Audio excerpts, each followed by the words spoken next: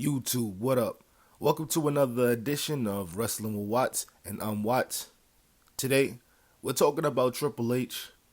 We tend to talk about Triple H and his bad booking a lot, but I'm here to explain his bad booking. I'm here to explain the reason why it seems like this man cannot get it right to save his life in regard to talent, in regard to just the way he presents certain people.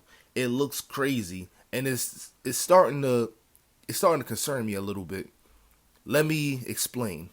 So Triple H, he has a past. He has a past of trying to bury certain guys or successfully burying certain guys, getting in Vince McMahon's ear, telling him that certain guys don't have what it takes. And every now and again, that version of him sneaks out in how he books certain guys on the current main roster and how he presents certain guys on the main roster. Now, we all know the history. We know that he had a hand in the fact that Rob Van Dam didn't become the star that Vince McMahon wanted him to become. He had a hand in Chris Jericho having a slow start, but some people are just undeniable, and Chris Jericho ended up being one of those guys. He had a hand in trying to stop Edge early on. He put himself over against Sting at WrestleMania in Sting's first match, by the way. And we all know how Triple H feels or felt about ex-WCW talent. Like, yo, these guys are coming in and taking food off my plate. And even at the tail end of his career, he still felt like he had to put himself over against a Sting. We all know the history about CM Punk and Triple H and how he didn't want CM Punk to ever really climb the ladder, but that happened regardless. Steve Austin, Scott Steiner, Booker T, Kurt Angle, The Rock. So many guys, to name a few, are victims of Triple H's backstage politics and trying to get into other people's ears. But it all comes down to one thing. And this is all alleged. But these has been stories that were proven. These have been stories that even Triple H has admitted to in the past as well. But let me continue. This right here, it starts to affect how he books current guys, because it's almost as if Triple H has that Green Goblin mentality where the mask just talks to him and he can't unbiasedly do his job and put people in front of the screen that will make a lot of money. Vince McMahon didn't care for a lot of the guys he pushed, but he pushed them nonetheless because he seen money. Triple H tends to forget that there's money on the line a lot now. Like, TKO is on his ass. It's probably the only reason why things are going to change. Because if you look at this right now, LA Knight, I don't particularly care for LA Knight as much as the general population do, but he should definitely be a lot higher on the card than he is. It's like a lot of stop and go. Well, it looks like they're about to do something with him other than have him in the United States title picture, and then that doesn't happen. And then look at how long it took for him to even get to that point.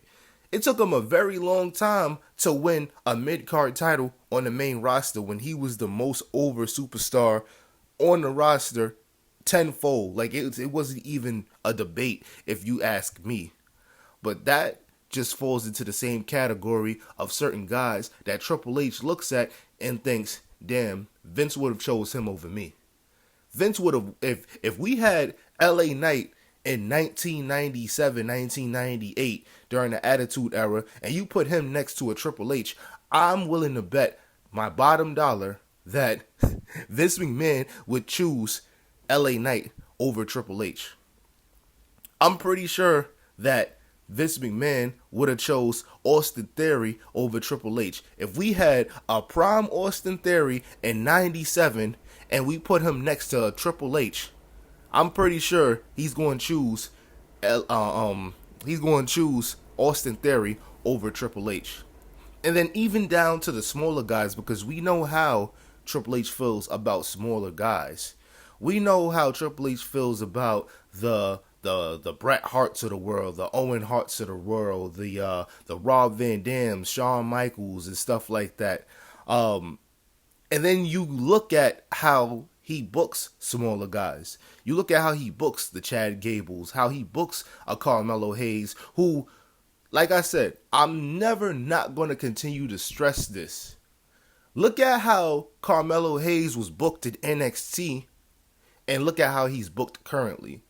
It was a winning formula in NXT. It was like, look at what Shawn Michaels said. Shawn Michaels said, if I had a black son, it would be Carmelo Hayes. Clearly, Shawn Michaels see color. So when Triple H say things like, oh, I don't see color, it's like, that's asinine. That's definitely asinine. Because Carmelo Hayes is one of those guys that you could put against anybody. He'll make money and he'll make anybody look good, as well as other people making him look good in the process, or him making himself look good in the process. And he's one of Shawn Michaels' favorites, and it's no secret that whenever Shawn Michaels has a favorite, Triple H goes out his way to bury him. He goes out his way. Shawn Michaels loved Rob Van Dam. They had banger after banger, and Shawn Michaels wanted Rob Van Dam to take that World Heavyweight title off of him in 2003, Quiet as Kept. Or it was like late 2002, actually. My mistake, guys. But it's no secret, even with Swerve Strickland, Shawn Michaels was pushing for Swerve Strickland to get more opportunities when he was in NXT. Stephanie McMahon was looking at Swerve Strickland and saying that he should get more opportunities. But it took all of that for Triple H to see it. Chad Gable is a guy who should have 100% been a multi-time Intercontinental Champion right now. Maybe even a World Champion. But you know why he's not? Because he sees Kurt Angle in Chad Gable. And Triple H tried his best to bury Kurt Angle in the past. Do you now see what I'm trying to get at? Do you see the mathematics? That's exactly what I be talking about for real. And that's the unfortunate truth about Triple H and how he books people. When you get down to the nitty-gritty of this entire thing, you're supposed to, when you're a businessman, you're supposed to go into everything unbiased.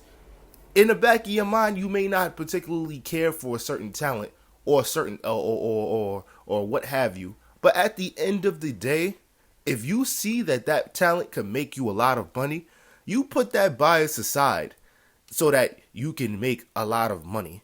And there's a lot of money on certain guys. Montez Ford is another one. He should have been gotten a singles push.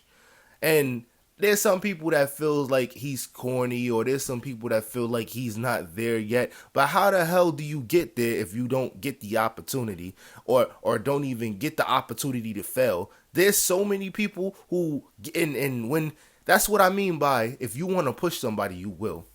Because Triple H has given Braun Breaker opportunities to fail.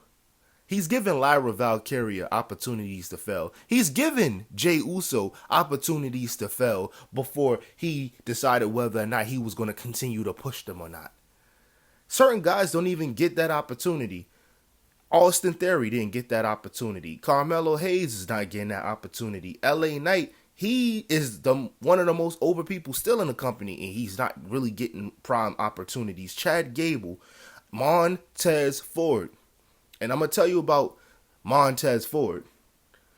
The Rock has given Montez Ford a cosign in the past and basically primed him as like, yeah, nah, he's the guy. He allows Montez Ford to use the rock bottom. Yeah, it's a Uranagi drop, but still, he gave him the cosign to use the people's elbow. So, why are we not getting a Montez Ford push? Better yet, why are the tag team champions, the Street Profits, not heavily featured on SmackDown when SmackDown's a 3-hour show? So, I'm not doing this to state the obvious.